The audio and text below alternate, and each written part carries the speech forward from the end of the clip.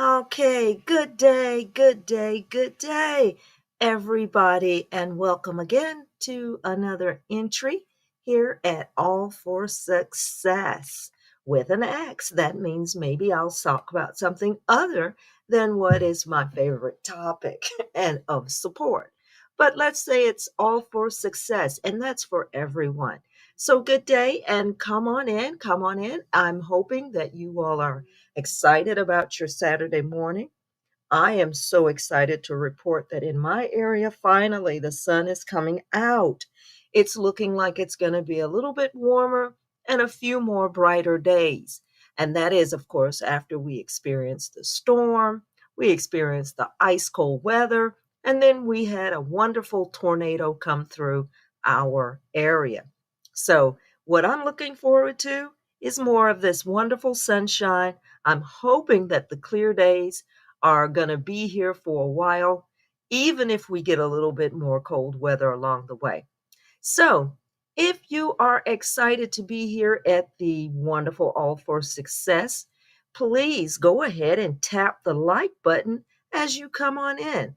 I'm already excited to, I promise, do a show or short chat, and it may not drag on forever, but I do want to just chit chat a little bit and socialize so that we can talk a little bit about what we are seeing happening over the past week. So, get your coffee ready. If you have not had your coffee yet, this is a great time to get your coffee made, get your energy going. You can listen to this chat while you sit and drink your coffee. Or if you're really ambitious, you can listen to this chat while you are doing some form of exercise. Now, I always ask each person that comes into the chat, go ahead and report on what you have done this past week to get your fitness schedule up. Okay, so for me, and I'm going to type as I am talking, I walked about, I'm going to say 2 miles um, for probably 3 days. Okay, and then I did some gym time. And in the gym, I told you one of my favorite things is the reclining bike. So I did I think I'm typing this correctly, the reclining bike. And I was on that for about 30 minutes, 2 days. Okay, 2 days. All right. So I'm trying to amp up my exercise.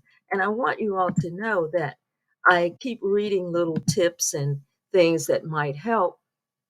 The reclining bike works very well for me because I can lean back as I am um, getting ready to exercise. It's kind of nice. It does a lot less pressure on my back. And I tell you, when you get to my age, legs, hips, and backs, oh, they are less and less fun as time goes on. All right. So, all of you who are really young and very flexible, make sure you keep it that way. Okay. Try very hard to keep it that way. Eat well, vitamin up, and try to keep the flexibility going. You will be so thankful when you are older. Okay. That's kind of sounding like parents of adult children would sound, right? Okay, so let's get on board here. And so that's what I'd like to do is encourage all of you who are trying to work on some type of fitness program, yoga, whether it's out jogging, running. I've even have friends who are my age and they're still running marathons and they're doing very well. And I love the fact that they can put their energy into it, and just push on past the pain and absolutely keep that running spirit going. Because I will say, when I was younger, I absolutely loved to be out on a run. It was almost transformative in how it made me feel. I could have a bad day, I could have a lot on my mind, but if I went outside and ran, for about 20, 30 minutes, it was just transformative. So, for those who enjoy that, please get out there and do that. It will be wonderful. So I would like to welcome everyone who has jumped in so far early. And as I get better at this, I tell you guys, I'm going to start looking at who's logging in when, and I'll be making some adjustments and trying to learn more about how to work the back end here on YouTube. So, April May, I am so glad that you are here. Thank you for coming. I'm so glad that you wanted to stop in and share some of your time here with us. It's wonderful to see you. And I would like to also welcome LL. It is great to have you here, and good morning to you. Thank you so much for joining us this morning. I promise again, I won't stay too long, but I do want to just chit chat about a few things over the past week. Now, this channel, of course, we announce ourselves as a Sussex friendly channel. Um, it is important to me to make sure you understand that the reason that I am in support of many positions of the Sussex couple is because I am a parent of adult children, and I understand what the difficulties are as you're trying to navigate your lives. You're getting to those points where you have your careers, you're moving forward, you're in relationships, you're having children. And it's interesting as I am a parent to look back and watch someone moving through that same process in the same way that I did. I understand the mistakes that you can make. I understand the pitfalls that will be ahead of you. And I understand how it's possible to overcome all of those challenges if you stay strong in how you wish to move forward. Of course, we all have to understand that there are choices in our lives and that we must decide basically or choose what type of person do you want to be. Once you've made that decision on what type of person you wish to be, it is far more clear what decisions you will make in your lives. So, with that in the background, I am looking at Harry and Meghan. All I saw was two young people with bright eyes, wonderful ideas, and an excitement to move forward in their lives after both of them had grown up with an element of overcoming struggles, various types. In Meghan's case, it's navigating through the career path, the career world, the acting environment, the Hollywood slash television world. And every one of us who lives in this country, in the United States, we are more than 100%. Well, I'm going to say this for myself. Maybe I shouldn't say this for everyone. But we are all aware that Hollywood, and being a person who works in and around Hollywood at various levels, is one of the most dangerous environments that you can put yourself in. Our world here of entertainment is it's beautiful and it's glitzy from the outside looking in, but that environment of music and entertainment is one of the most dangerous environments to navigate. You do not know at any time who to trust in that environment. And in most cases, the answer is absolutely no one. So you can work in that environment and you can succeed in that environment, but you can often feel very isolated and very alone. All of us who are watching all things Hollywood, and I grew up watching television since I was very young, and I want you to know I consider myself a professional television watcher, right? I even did some surveys for the Nielsen survey reporters where you track how much TV you watch and what you watch. I even did that for a few moments. And I got to tell you, um, the television world, the acting, what's behind the curtain or behind the screen.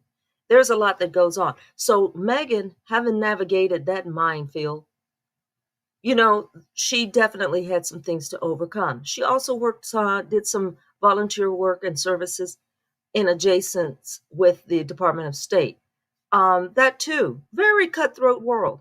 I don't know if many of you have had government employment or if you've worked for like your state's departments, government service employees and government service work, working in the contracting environment.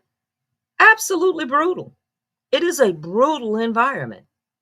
You talk about people who are duplicitous. Get yourself a government job and see if you can navigate that minefield. Okay? And she, of course, worked in that environment, overseas, no doubt. That is an absolutely treacherous environment. There is no one sitting at any desk working in any department that is exactly as you see them to be. Okay? So, that being the case, and then we all know Harry's story. And if we don't know Harry's story, you can read it in his book Spare. It's very good. But I was a young person watching Harry's story from the time his mom got married until she actually passed away. Because of course, what I'm in that age group. So the thing is, what I observed throughout my history and the stories that are being told about her life, there are points where things connect, and then there are points where things do not connect. And because I was alive at the time and very much aware at the time, some of those things that do not connect, that is what definitely opens my perception to the fact that what we are being fed about this couple, the information we're being given about this couple, the way that they are being treated, given very simple circumstances and very simple requests that they make, it definitely harkens back to what Diana endured when she entered into an alliance with that family. Okay? It definitely harkens back. It wasn't very hard to ask your husband, could you be faithful to me? Or at least publicly make it look like you're faithful to me. I mean, was that hard? For him, it was impossible. He couldn't move anywhere without his mistress with him, right? So even while spending time with his wife, even on excursions with his mistress was either on the phone or down the street. So just put that concept in your mind and then also add to that concept, this is the man who is raising the children, right? But he really wanted to have a hands-off approach. Basically, have the kids, they're ready for whatever role they need to play, and then he can just move on and enjoy his time with his mistress. And this is the environment from which Harry is coming. So you must understand, I see the Sussex family, that couple, Harry and Meghan, I see them as two people together that decided they were going to try to fight against the tide. And it is going to be a difficult battle, and it is a lifelong one. Okay? The royal structure has been in place in its iteration for about 1,000 years. Now, for those of you who work in the Bible world, their day is almost up. Okay?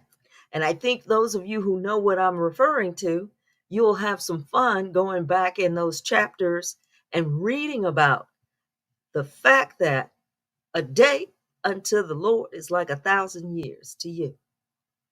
And that you're not going to get a forever timeline. You might rule, but when you rule, it might be only for a day. And I believe that their day is about to come to an end.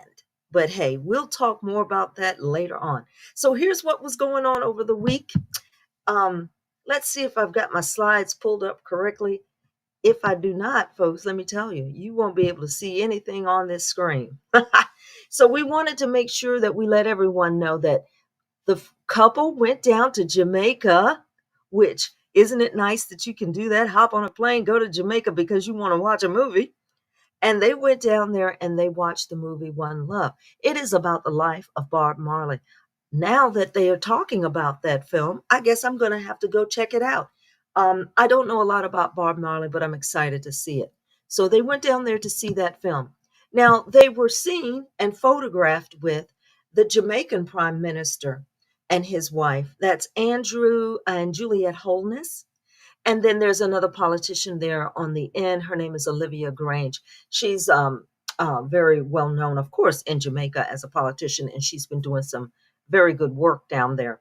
Now, of course, if those of you who remember not long ago, another couple went to Jamaica, and their the view of their visit was a little bit less enthusiastic, let's say. And at the end of their visit, there was a basic, I would say, announcement from Mr. Holiness here that thank you very much for coming. And Jamaica will begin its process to extract itself from the Commonwealth. Now, I'm not sure why anyone in the UK thought that this was a surprise.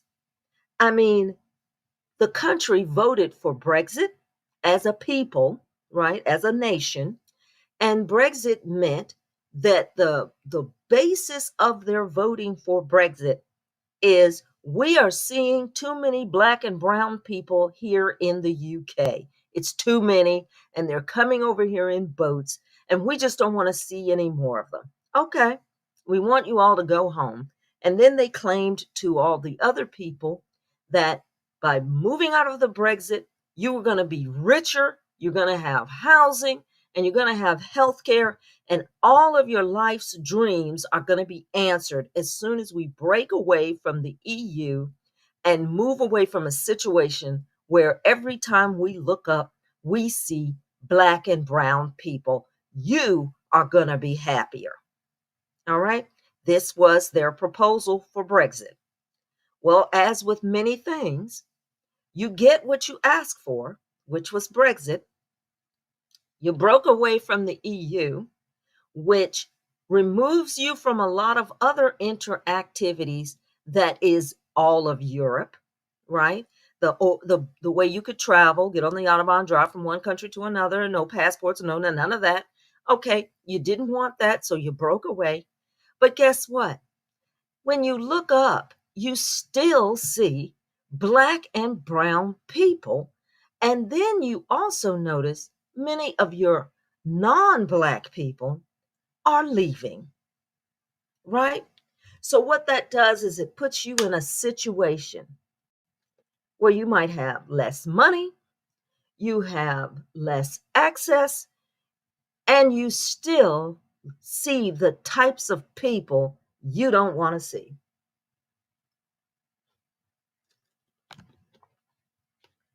Please excuse me, I have to take a drink of water there. But at the same time, this is what they're dealing with. And it's because often when leadership puts you in a position where you're making a decision based on something you hate, more than likely you are being scammed, right?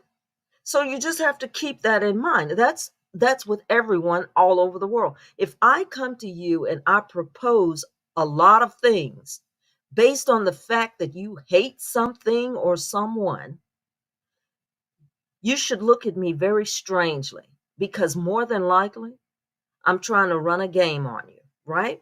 So if I come to you and I tell you, oh, well, you know, your neighbor, I don't like them, and I know you don't like your neighbor either, and I tell you what, we really ought to go in on a deal and see if we can take the land that they have in the back. Okay, listen, as soon as you hear stuff like that, you need to really think carefully, because that person coming to you with that kind of a deal, they'll go right to the other person with a deal against you.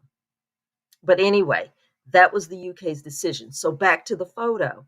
So Andrew and Juliet Holness and Miss Olivia Grange had an opportunity to take a little snap with the Duke and Duchess of Sussex, because they went down to see that wonderful film. Hopefully it'll be good. I can't wait to see it myself.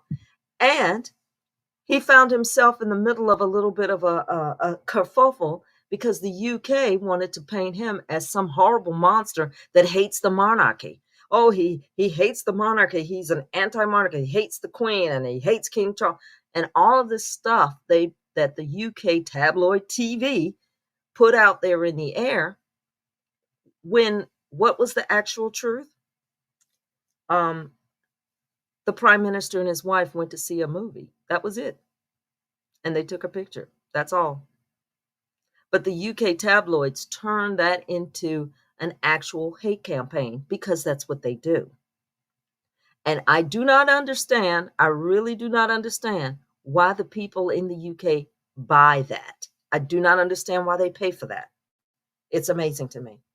So that's what was the big news for that particular moment, because they went there and they enjoyed going to see that film.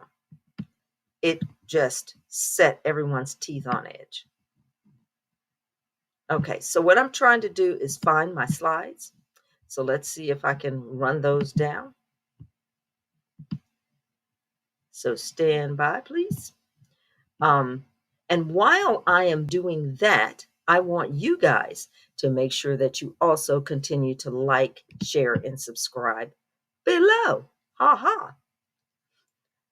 Okay, so let's look at this. Let's take a little gander at this, because here's the next bunch of things that were going on. We want to quickly move on to the fact that we were told that there were going to be hospital visits and hospital discharges. So in picture number 1 here, we have, it would appear that this is a snap of the greater prince heading down to visit with his wife. Does that, what is that, what that looks like to you all? That he's gonna run out and visit with his wife? I mean, you see the concern? There's a lot of concern. And then we're going to compare that to the next clip of, first of all, you notice he's driving himself to see his wife. However, there's an aide in the car with him. All right. And oh, by the way, that aide in the car with him, it's not seen in this photo, happens to be the same young man that testified against, or sent paperwork to show testimony against Meghan in that bullying probe. But anyway, we'll get back to that. So in the next photo, you have the Queen consort / queen. And she is all smiles, beautifully, has her hair beautifully blow dried, as she is being driven to the hospital to visit the king. Now, isn't this an interesting contrast? Because wouldn't you think that the report would have been that both of them traveled together to the hospital? Both of them went to visit both Kate and the king? Doesn't that seem like that would have made more sense to you? That the family, oh my gosh, the queen and prince are going to go together and visit the king. And then they'll go visit Kate. They're going to check on both their family members. But do you realize that's not at all how this was reported? See, the interesting thing about what is going on in their lives is this. Every single activity is absolutely separated.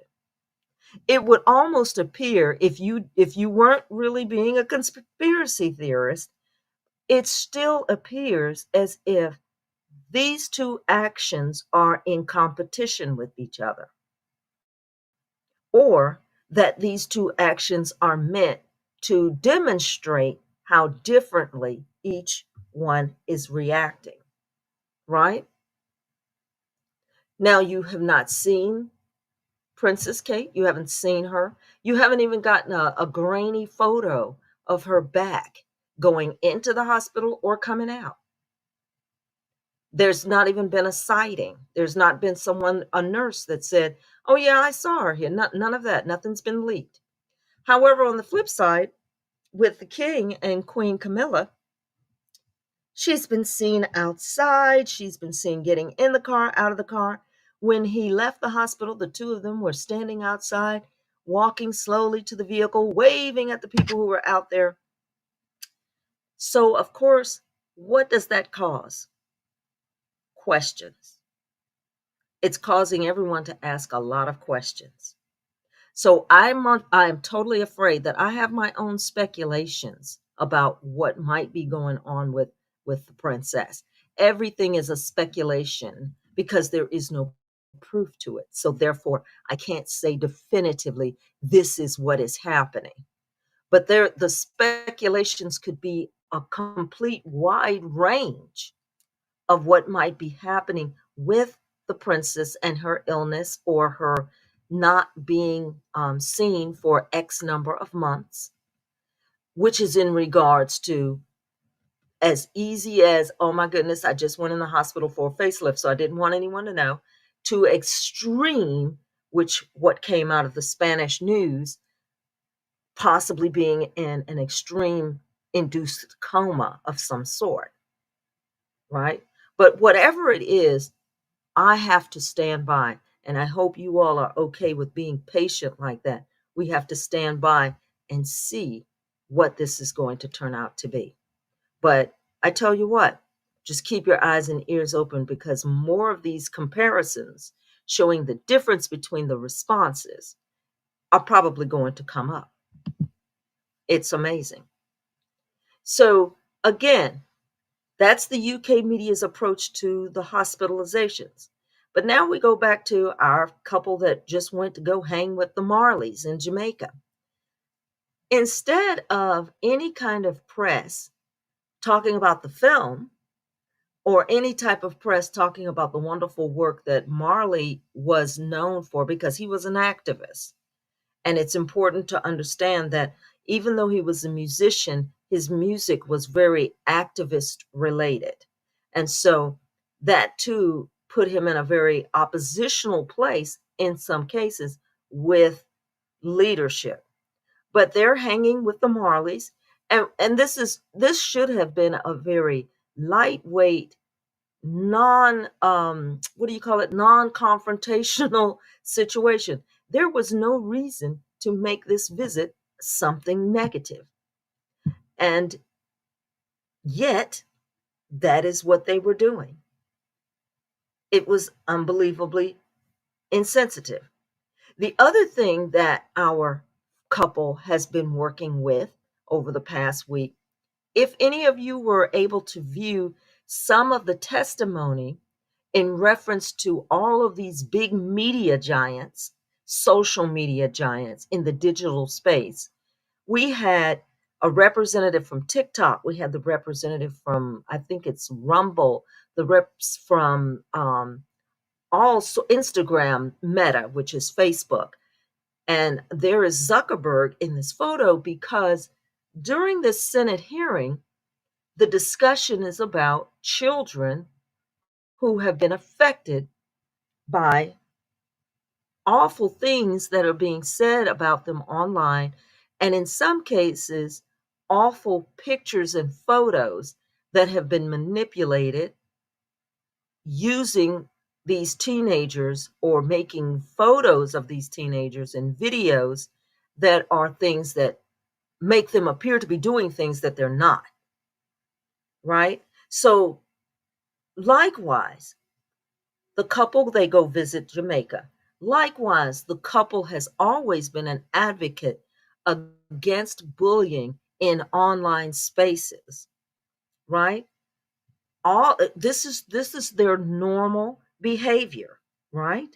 This is what the couple generally talks about, what they stand for, things that support young people. That has always been their shtick. So the question that you're having to formulate in your mind, however, the negative personnel, they do not ever formulate this question. If they are looking at something so positive, if they are doing things that are just so benign and positive, supporting um, supporting the movement against online bullying, why in the world would the UK media find a reason to come on television 5 times a day and bring even those things down? You know, like why would you come on television 5 times a day and attack the Marleys, attack the movie, attack the Prime Minister of Jamaica? Now you've even attacked the fact that Archwell is pleased that something is being looked at in the space of online bullying. You've even had something negative to announce about that. So you've got to ask yourself, what in the world is wrong with these people? Why are they so angry? And how are they always able to find people to pay to show and demonstrate this anger? It's very telling because it lets you know that there is something really, really wrong with these folks. Okay? Something really wrong with them. Okay, so I'm going to quickly go through a couple of your comments. Let's see what else we have here.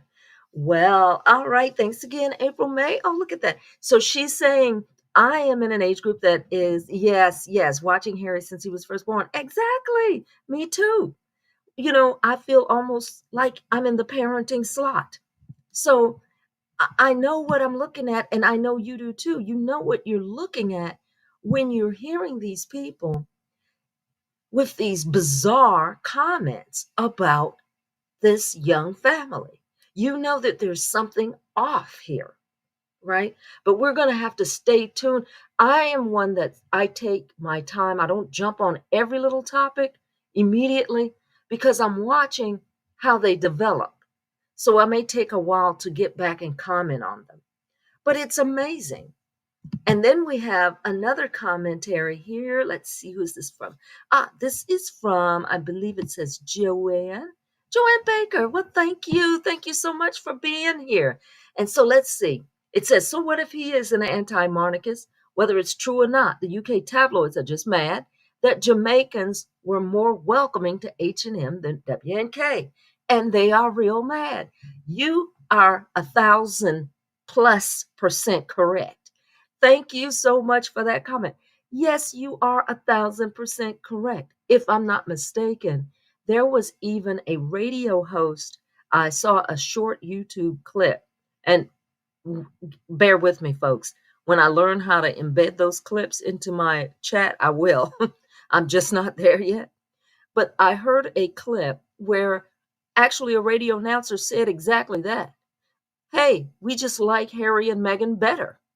And I thought to myself, the UK tabloid media, they are amazing. They really have attempted, and they've done a fabulous job, but that's the work that money can do. They have done an outstanding job at trying to make people ashamed to be seen with Harry and Meghan. They try to shame you, and then they try to actually, I guess the word is bully you. They try to make you scared to be a friend to Harry and Meghan. They want all of the people to that all of the people who are in business, they want them all to think that whatever business they do with them, it will fail. And so LL, let's see what LL is saying. It says competition. Let's see if I can see. Whoops. Competition to see who can get the most attention from their sickness would fit with royal behavior.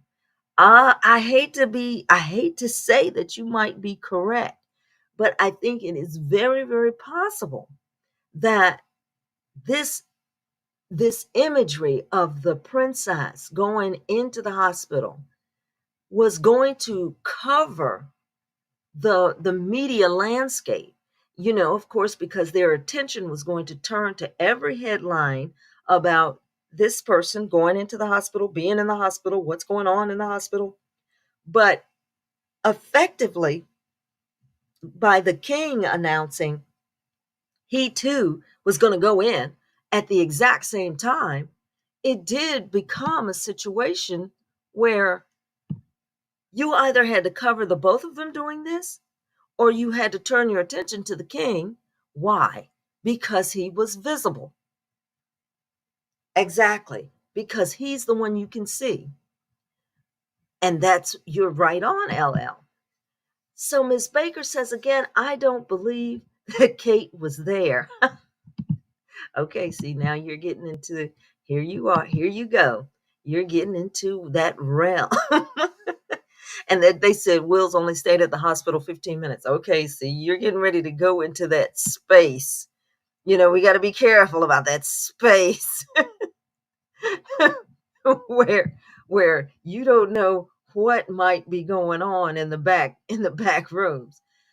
I cannot I can neither confirm nor deny what you say may be a possibility because it is very questionable.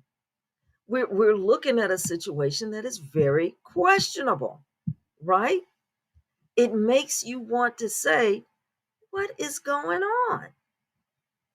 It really does.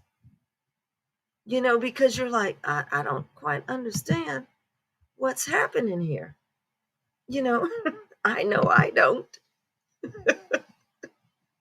So, so you may in fact be quite right. So I'm going to let you guys continue your discussion there in the chat. Let's see. I have maybe a couple more. Maybe I got to scroll down and see if I can find them. But I'm going to let you guys continue on in the chat, and then we'll pick back up maybe a little bit in a little bit of time because it's unbelievable. So here's the other thing that is the very upbeat what's coming up. All right. So our family, they decided, okay, we say something really good about social media work because that's what we do. And then what we're going to do is we're planning next month to head on up to Canada, hanging out with the what is the little wonderful um, nomenclature, I guess, that's used for Canadians, the Canucks. I think that's one of their team names. And they're going to go up to Canada and begin the process of some of the winter sports activities that will be happening in and around Invictus. So they're going to have like a winter division for the Invictus Games, and these are adaptive sports for those who have been disabled in various ways. So we are all looking forward to that because I just can't imagine sports like some type of skiing or some type of bobsledding or any type of even types of ice hockey type of activities. But Harry and Meghan will be moving on and going on up to Canada to work in that environment. So that too will be thrilling to watch. And we always love to watch any type of broadcast that they put together showing the work that they are doing. And again, this seems like something very lighthearted. It seems like something very positive to do. However, you just give yourself a moment. The UK media, tabloid TV, UK and Australia, they're going to find some fashionable way, some method to come onto their television shows and into their sites. They're going to find some way to say there's something wrong with what they are doing. They will find some method to start talking about the negativity of Harry and Meghan and their influence in what they are doing, because that is all the UK tabloid media can do. And we are sitting here and watching this like as if it's a war zone, and you're asking yourself, how in the world can you possibly keep bringing up things that are super, super negative when they're just doing something very simple, something very positive? You know, it's positive to try to produce a television show. Oh, no, no, no. They have to turn the production into some sort of horrible event, and they want to make sure that you believe that Harry and Meghan are broke. At the same time, if Harry and Meghan fly to Jamaica, then they talk about the fact they're flying on a private jet, right? But remember, they're broke, but they're flying on private jets. And then they have to make you angry that people invite them to go along. Then they tell you that the person that invited them, that there's something wrong with them. So they're over and over on themselves about something being wrong with Harry and Meghan. And all of this, I believe, is in reaction to the fact that he is suing all of these media outlets in a sense. He is suing the tabloid press, and in some cases he's winning. And I think that what's coming up, some of the cases that are coming up, that it is even more likely that he will win rather than not. And I believe this is about to drive them absolutely insane, especially in the case of the Pierce Morgan effect and the actual interception of telephone voice messages, because that is absolutely, from the beginning, illegal. And there is no way to wiggle out of it. And we see this now, just like they were talking about online bullying of these young teenagers, where people are putting photos out of them and altering the photos to look very negative, showing things in a very, what I call promiscuous kind of way, accusing young women of doing things that they actually have not done, but faking the photos to make it look that way. It's totally tragic. But in the UK, even since the beginning of usage of cell phones with voicemail, these things were also happening. People were intercepting your messages, intercepting what was going on in the background, and then using that information to coerce you into interviews perhaps you didn't want to do, or to coerce you into talking about another person that you had some private information about. But the two cases that struck me, and one of these was actually thrown out, I believe. The one case where a person actually committed suicide, a sports figure, and then the other case was a woman whose son was being basically bullied based on what they were gathering from a phone call. And then, of course, one of the most famous is Caroline Flack. And I keep her name in mind because she had actually dated Harry at one time. This was around 2009. And then her career really got into trouble. Um, she struggled a great deal with um, being in relationships. And then when those relationships would end, she would really have the negative reactions. And so Caroline Flack's story is very pivotal. But anyway, I didn't want to get sidetracked. I'm sorry. But back to the Winter Games. So what we're going to do is we're going to imagine all those wonderful people out there playing and frolicking in the snow in all of their adaptive sports. And we're going to cheer them on because I think they're going to do great things. It's going to be wonderful. All right, so we're going to wrap up with the last batch of a handful of some of these comments once again. Yay! So April May, I'm so excited that you're saying you think, okay, all right, you all are not going to get me in trouble. All right. She said, if she's in an induced coma, could it be from some sort of abuse from her husband? And she had some brain damage, and they left it open for this type of speculation. Hey, once again, because because this is one of these YouTube channels, here's how I have to say this: we can neither confirm nor deny, right? This is the thing. Anything is on anything and everything is on the table, right? Anything and everything is on the table. Why? Because they have put it in that type of a situation. And then Joanne says that the other question is, did Wills threaten divorce? In upper class circles, they're saying Wills served her with the divorce papers and that Kate had a mental breakdown. And, again, total possibility. I could definitely see that happening because in the past few months, all of us are aware, all of us are totally aware that she has been working doubly hard, doubly hard, whether it's her or her PR team.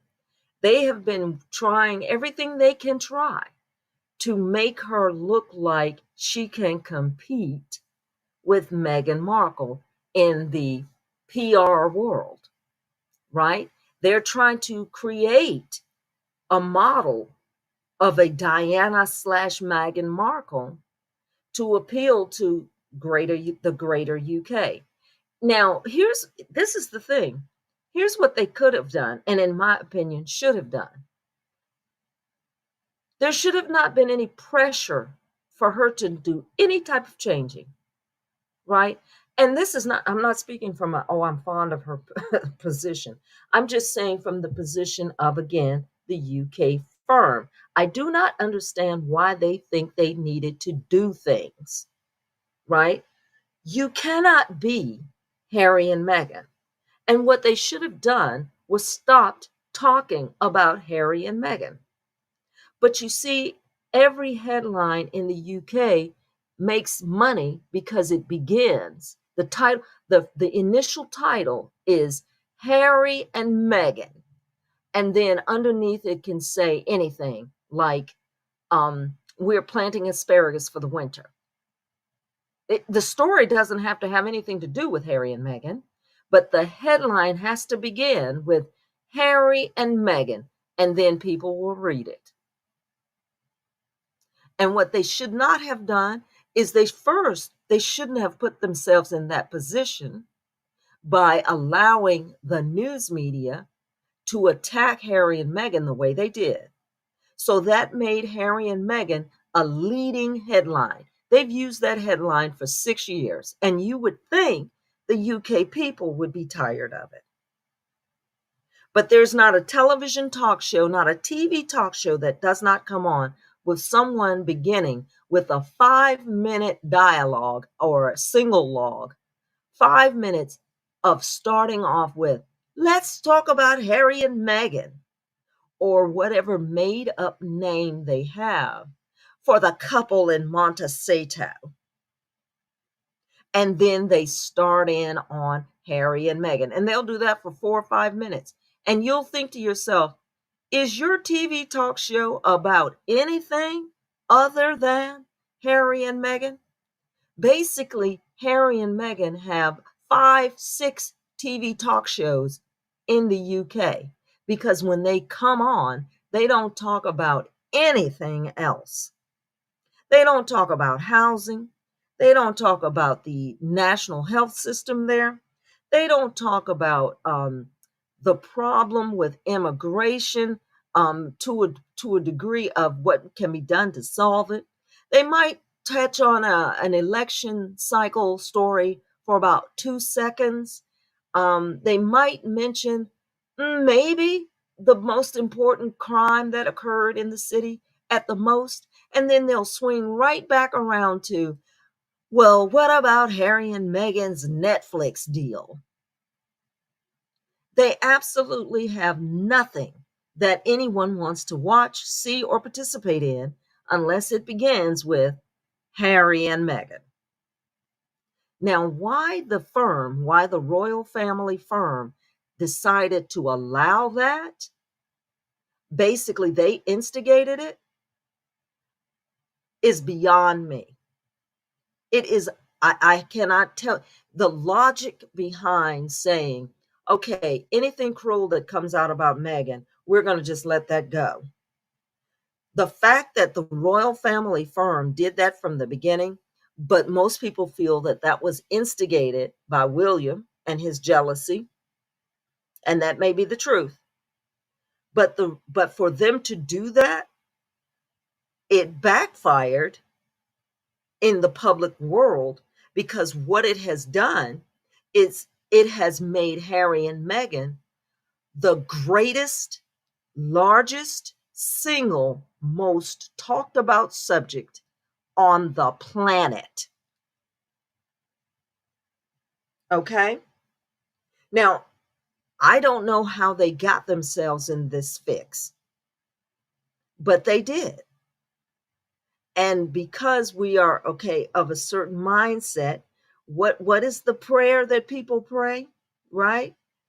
They pray about the fact that whatever people try to do that is going to be harmful to you, that the way they believe in God, it will be turned into good, right? Because of their belief and their faith, that whatever is done to them, when you're in the back corner, hiding in the closet and trying to study on doing something mean, nasty, and derogatory to someone, that God can turn around, take what you have put together, and turn that thing into one of the greatest, best, most fantastic things for that person.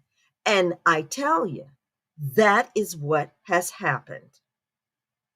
And they're trying everything they can to bring it back, talking on TV every day, saying the same things over and over.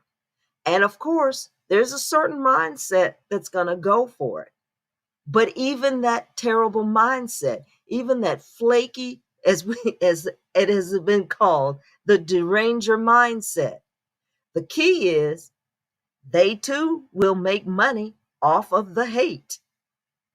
In other words, it's still working for the good, because even the haters are making money, right? Even the haters can earn a living. And the reason that you can earn a living is because you are a hater of the couple that God has decided to allow you to make into a global, absolutely global phenomenon. Am I right? Yes, I am. Okay, look, I promised you guys I wasn't going to keep you all day and all night, although I would love to. But I'm going to hit a couple more of the last couple of comments here that I think I can find, and and then we're going to move on. Thank you so much again, April May. Yes, yes, indeed. Harry and Meghan are global icons. Ditto, ditto, ditto. I totally agree with you. And it is because they made them global icons by having a total 100% all day long hate campaign. You can't help yourself. Now they're global. And if I'm getting this name correct, Edna Basco, I hope. Lovely. I love it. I had a neighbor named Edna when I was growing up. So, and they say that the reason, let me see if I can read this. The reason why they are still talking about Harry and Meghan is distraction. That's true. Distraction, distraction, distraction for the royal family scandals and money making headline for the tabloid media. That is exactly correct. The key is here's what we got to do this, okay? Edna, please. We've got to figure out, what are they trying to make you not see? Right? Now, what are the things going on that the royal family would find worth trying to hide? Well, they're always stealing money. That's a given. They're always a part of money being extracted from all countries all around the globe, whether it's the Saudis or China or Russia. You know, they are the same people. All the oligarchs of the world pay taxes to the royal families. So that we know. So the question is, what else could be such a threat to them? Like, what is it about Meghan and Harry that made Megan such a threat? Was it her knowledge of someone, of people? Was it her knowledge of different events? Because of her ability to be as mobile as she was, even prior to being an actress, she did move in the same circles, right, as many of the royal family extended members. So that's a very aristocratic group of people. So you would have to ask yourself, how did she end up in that circle in the first place, right? It's not likely that I would be there. So, how did she manage to become a person that it was common for her to be at, let's say, a party that Beatrice was at, right? How did she end up in a circle where, you're in a place where Serena Williams happens to be? Most of us are not lucky enough to be there, but she was. So you got to ask yourself, what is it that they found or about her specifically? And what could be going on today that she may know about that it scares them to death to leave her out in the world as a believable person? She can, in other words, she can, whatever she says, it cannot be believed, whatever it is. So, what is it that they're hiding on the backside? Okay, Epstein, perhaps, right? Well, Andrew is running from that, but that's already known, unless there's more, right? But when you say distraction, we're going to have to stand back and watch for a minute or two because we need to know what that distraction from might be. So keep your eyes open. I'm excited. So this was just lastly, this was just their statement. Thank you guys again. Once again, as we wrap up, thank you all so much for coming in and listening in. Hope I didn't take up too much of your morning. Please hit the like button, hit the like button, hit the like button. Share with some of your other friends who might want to sit and chat with us, or at least be encouraged to exercise and get fit, or try to stay fit when they become in the age group of parents of adult children. Okay. And I just put this up here because this was the Archwell statement, and this was about the anti-bullying campaign that they have themselves. I encourage any of you, please take a read. And the wonderful thing they did is they had that statement at the end that basically I thought was wonderful. It's just the last sentence. It was basically saying that if love could have saved them, being the children, if love could have saved them, then all of our children would be still here. In other words, these families and these parents would not have lost anyone. And that last line to me really says it all. And it's the same for all of our adult children. Sometimes it's not that there's a lack of love. And we do wish, I know as a parent, we wish that just loving you alone could save you from all kinds of harm and all kinds of trials and all types of struggles. Because if love alone could keep all of that from my babies, my children, my grandchildren, if it was just love alone, you would never experience a bad day, right? That would be the case. You would never experience a bad day. So once again, and thank you guys. Listen, thumbs up, thumbs up. Thank you all again for coming and hanging out with us. And I want you now to jump out there, get your errands run, and get your day going. Get on the bike or get on the run, get on the walk. And thank you all for participating today with All for Sussex. And we're going to throw in every now and then a couple of extra things. And have a great one.